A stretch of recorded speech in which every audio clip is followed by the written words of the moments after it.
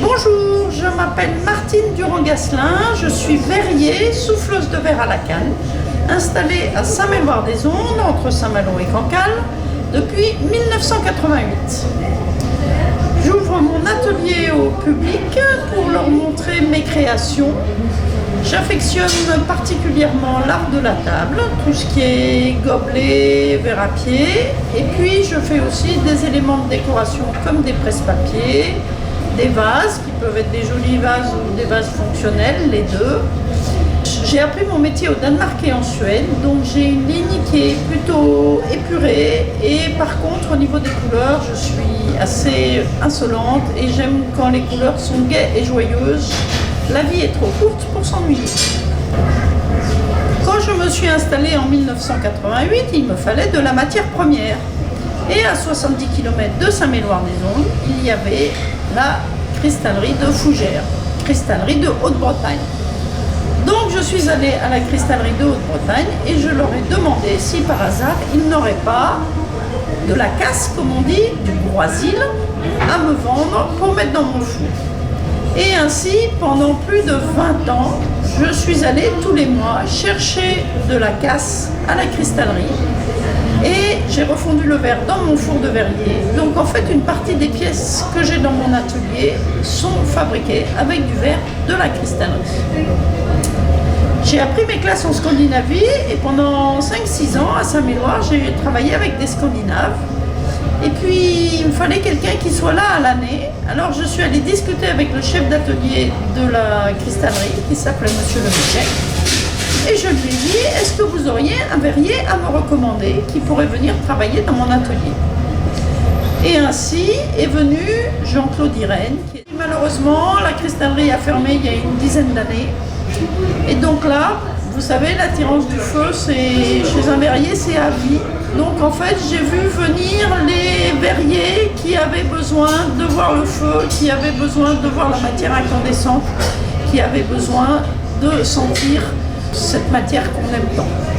Et puis maintenant, il y a même des verriers qui viennent sur certaines périodes, avant Noël, pour souffler des boules, pour faire des presse-papiers. Et c'est toujours un plaisir de les accueillir à Saint-Méloire.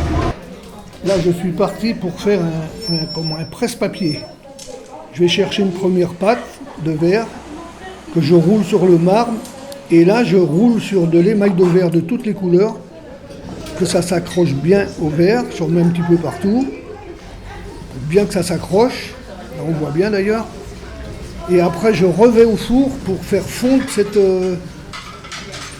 toute cette émail là qu'il faut qu'il refonde. Parce que là, c'est quand même comme des petits graviers, des petits cailloux. Donc il faut qu'ils fondent. Et une fois qu'ils sont fondus, je vais rechercher une pâte, j'enveloppe le tout pour faire donner la forme à mon presse-papier avec une maillotche en bois. Voilà. Et là, je vais trancher, on appelle ça trancher, le détacher de la canne. Voilà, comme ça pour pouvoir bien le détacher à la fin.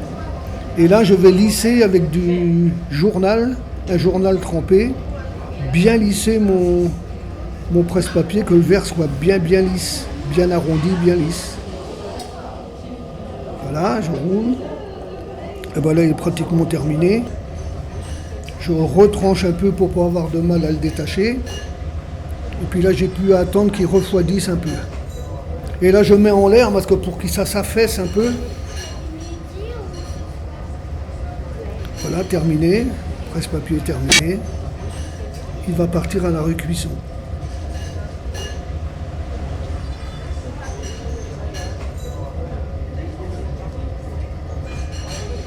Je prends une canne, je vais cueillir du verre pour souffler une boule. Là, je marbre mon verre pour le lisser. Et là, je vais donner un coup de souffle. Hop, là, le souffle arrive au bout. Souffle dans la canne. Et puis là, je la mets à la grosseur que je veux. Voilà, je vais la gonfler un peu plus. Voilà, souffle à la bouche. Et puis voilà ce qu'on obtient. Une boule de verre. Là, par contre, là, je repars pour faire un signe. Là, je vais chercher le soc, où le signe va être mis, vous allez voir la suite. Ça, c'est le soc pour asseoir le signe. Là, je vais rechercher un petit bout de verre pour coller la plaque. Et ensuite, on m'amène une pâte de verre pour faire le signe, le corps du signe. Là, je fais la queue.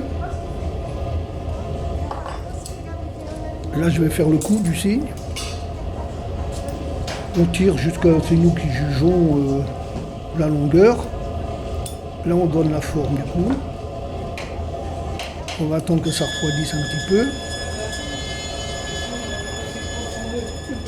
Là, j'essaye de le mettre un peu droit, quoi. Et là, on va m'amener une pâte de verre pour faire la première aile. Voilà. Là, je prends une pince pour donner une forme à l'aile. Et là, je tire un peu pour lui donner une plus jolie forme. Une autre petite, non, une autre aile. Voilà la première aile qui est terminée. Deuxième aile, toujours la même chose. La pince pour donner une forme. Et après, j'allonge mon aile pour que ça fasse plus joli. Voilà. Et mon signe est terminé. Donc on réchauffe un petit peu, c'est pour pas qu'il y ait une trop grosse différence d'un seul coup. Pour pas qu'il y ait une grosse différence de température en peu de temps.